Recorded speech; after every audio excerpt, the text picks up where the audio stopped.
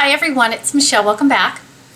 So today I'm going to talk about what I've been reading. I actually got through quite a few books, so I'm going to try to go kind of quickly here.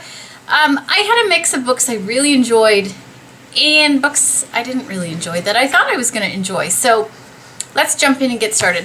The first one is actually a novella that was sent to me by the author. So the book is called Cake Face, and the author is Harlow Miller. So she is a new writer who, like I said, she's just starting out, and so she said, can I send you my book and you read it, and if you like it, you can talk about it. And I enjoyed reading this. This is a book about, well, I'm going to just read the back for you, so I don't want to give anything away, so I tend to stick to what it says on the back. When Ashley discovers she's inexplicably gained nearly 9 million subscribers to her YouTube beauty channel overnight, her life instantly changes in all of the wonderful ways she fantasized about. But amidst the jaw-dropping checks from Google, mountains of free makeup, and her new role as an influencer from multi-billion-dollar beauty industry, an unexpected change begins to take place. She finds that her sudden clout as a big beauty guru causes a whirlwind of questions in her mind. How should she use her newfound power? Who should her influence ultimately be on the behalf of? And what does it really mean to be a YouTube star today? When she's offered a lucrative deal by a luxury cosmetic brand, she must decide what she ultimately stands for and make a decision that will change the course of her life forever. So this is, you know, for me, a very sort of interesting book to read because it's about someone who does YouTube videos and then all of a sudden overnight she becomes a sensation, and what she has to deal with from big brands trying to get her to endorse their products, and how they, in the book, the brands really try and, you know, sculpt who she is and how she talks about their products and that kind of thing. And it's about how she handles that and what she does, the decisions she has to make. Do I want to be wealthy and let them tell me who I am, or do I want to be who I am and be honest about what happened? So that's kind of what this story was. It was a very short story. I enjoyed reading it. I enjoyed the subject matter. If you love, you know, YouTube, and, you know, if you make YouTube videos or whatever, you know, it's a cute story to read, and it is something that, you know, everybody has to think of. I don't have a huge channel. That is not what I aspire to. This isn't my job. This is just a hobby for me. But, you know, the people who do have those kind of channels obviously have to sort of think about these kinds of things. But I think you can get this on Amazon. If there's anywhere else, I will put it in the description box below. But it was a really cute read. I highly recommend it.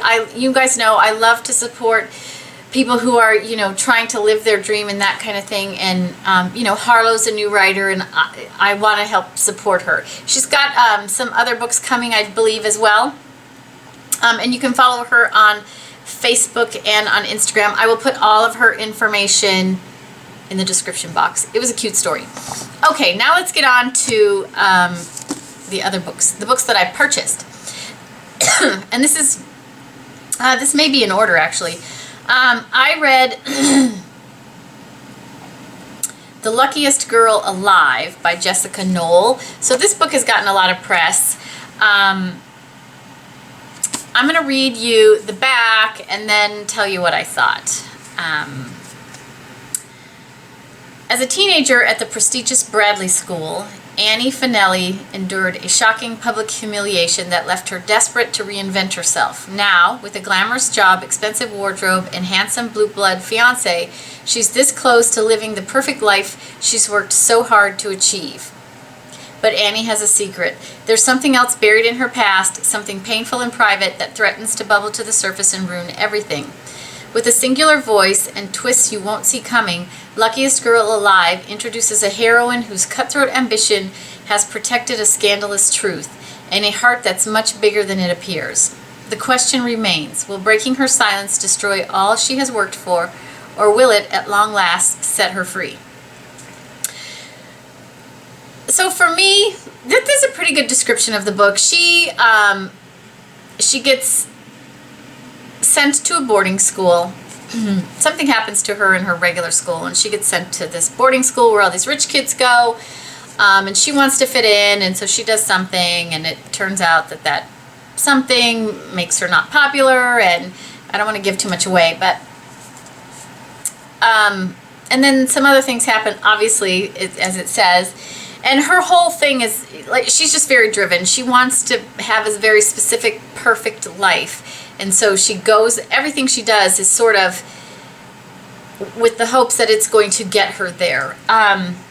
For me, this book was just okay. I heard it was going to be so good. You're going to get sucked in. You're going to just, it's a page turner. I didn't feel that way about it. I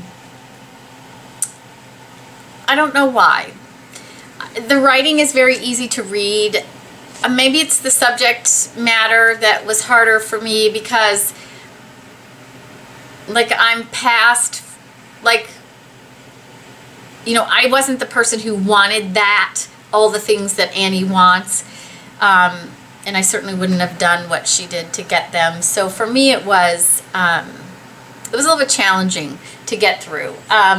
So for me, just okay, like a 2.5 star book for me. That's all I would give this. But a lot of people love it, so it could be just the wrong subject matter for me. I thought it was well written, though. Okay, the next book I read was called Sweet Bitter by Stephanie Danler. This is a new book. I'm going to read you, I don't know if I'll read this whole thing, but I will, I'll read you a bit of the blurb. You will develop a palate that is a spot on your tongue where you remember, where you assign words to the textures of taste. Eating becomes a discipline, language obsessed. You will never simply eat food again. These are the words that introduce us to Tess, the 22-year-old narrator of Sweet Bitter, and you will never again read a debut coming-of-age novel as stunning as this one. Yeah, I didn't feel that way. Shot from a mundane provincial past, Tess comes to New York in the stifling summer of 2006. Alone, knowing no one, living in a rented room in Williamsburg, she managed to land a job as a back waiter at a celebrated Manhattan restaurant. This begins the year we spend with Tess as she starts to navigate the chaotic, enchanting, punishing, and privileged life she has chosen, as well as the remorseless and luminous city around her. She follows in her education in oysters, champagne, like all the stuff at a restaurant. Stephanie Danler intimately defines the crucial transition from girl to woman, from living in a place that feels like nowhere to living in a place that feels like the center of the universe. She definitely conjures the nonstop and purely adrenalized world of the restaurant. Conversations interrupted, phrases overheard, relationships only partially revealed.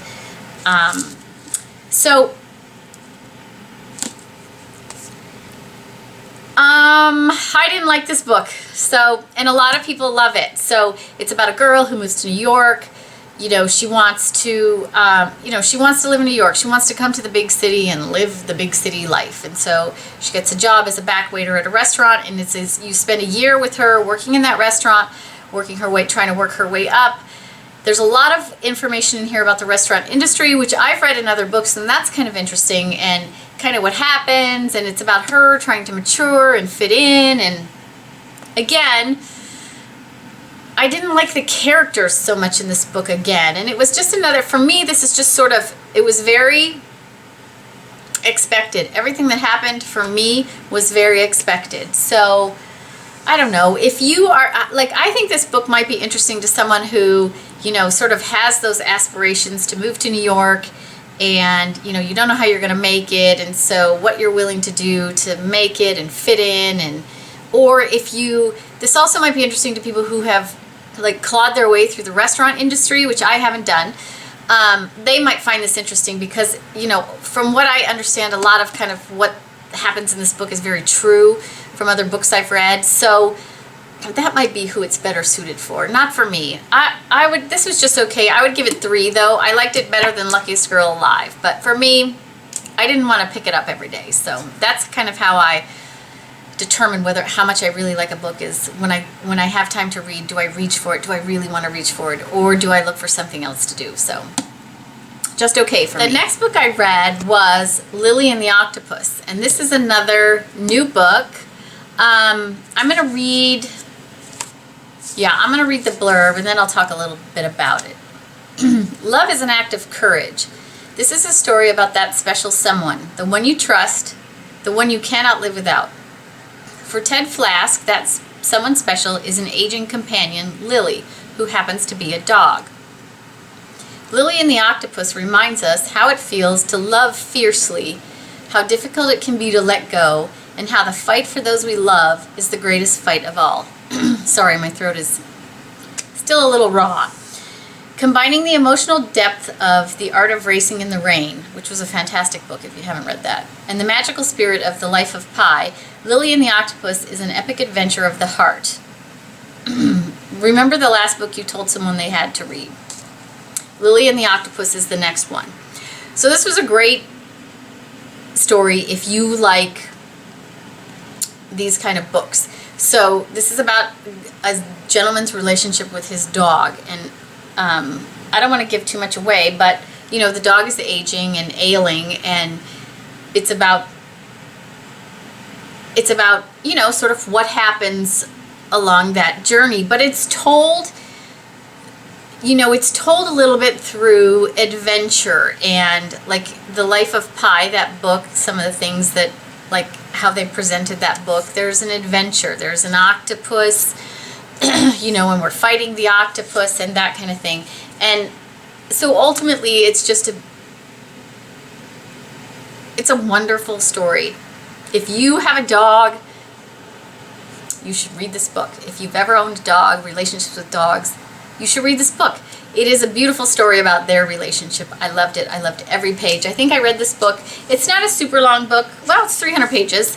I think I read this in like 2 days because it was just a great story and I wanted to know what happened, right? So, yes, Lily and the Octopus gets 4 stars from me. 4 stars. Loved it. And lastly, I just finished You by Carolyn Kepnes. I don't know if it's Carolyn or Caroline, but Kepnes. This for me was a great read. This is a mystery. I will read you the back and then I'll talk a little bit about it. When a beautiful aspiring writer strides into the East Village bookstore where Joe Goldberg works, he does what anyone would do. He Googles the name on her credit card. There is only one Guinevere Beck in New York City. She has a public Facebook account and tweets incessantly, telling Joe everything he needs to know. She is simply Beck to her friends. She went to Brown University, she lives on Bank Street, and she'll be at a bar in Brooklyn tonight. The perfect place for a chance meeting. As Joe invisibly and obsessively takes control of her life, he begins quietly removing the obstacles that stand in their way. Joe will do anything to ensure Beck finds herself in his waiting arms, even if it means murder. So this is a great book. The main character, Joe, is a stalker, and he chooses this Beck woman, Guinevere Beck, to stalk. And it is about that and everything that he does to stalk her. It was, first of all, it's very well written. It will suck you right in. You will, it was sort of strange because at times I felt myself rooting for him, the stalker, the bad guy, because a lot of the characters aren't very likable in this book. They're rich New Yorkers and, you know. But I thought the author did an amazing job of writing the story so that you felt that for him. And it really, because it's so real about like all the social media and how much someone can learn about you by Googling your name, and how much we put on Facebook and Twitter and all of that now, and how much people can really find out about you and where you are if you're not careful. I thought it was a great story. So many twists and turns and crazy things happen in the book. Yeah, very well done. So much so that there is a sequel to this book that I, as soon as I finished this, immediately had to have. I actually thought I had it, and then I don't. So I wanted to start it yesterday. So I purchased it on my Kindle. so that I could start reading it right away, because I wanted to know more about what was happening, what happens in the story. But this is fantastic. I will say there's a lot of crude language and a lot of like sex in this book, so if you're not into that, this might not be the book for you, but I think it's a great story. Yeah, this will, it creeped me out at times. It, you know, sort of makes you think about what you do on social media and that kind of thing. But, oh, the guy in this book is just a creep. Like, some of the way he thinks is so creepy. Highly, highly, highly recommend this. This is a 4+ star book for me. It's not a 5-star book because it isn't a book I would reread, but this is a book, if you like thriller, mystery, stalker stories, you should read this book. It's really good. It'll keep you guessing, and it'll make you want more. I immediately had to buy the next book, so highly recommend it. And I like her writing style a lot. Caroline Kepnes, not sure. The blurb on the front, if you couldn't read it, is from Stephen King himself, and it says hypnotic and scary, totally original. And I would agree. I read a lot of mysteries, and that for me is the thing, is if I can predict what's going to happen, then I don't so much, it's not so good for me. And once you've read a lot of mysteries, it's a lot of times easy to predict what's going to happen. Not so much in this book. Loved it. So that's what I've been reading. Hopefully you guys enjoyed this. Yeah, that's what I've been reading. So please share with us if you've read any of these books and what you thought. Try to keep your comments spoiler free. I know a lot of people get the books after I talk about them or after you talk about them. So try not to give anything away. I'm very curious for anybody who's read Lily and the Octopus, also what you thought. It was a great book. Definitely a tearjerker. So yeah, that is it for today. I hope everybody has a fantastic day.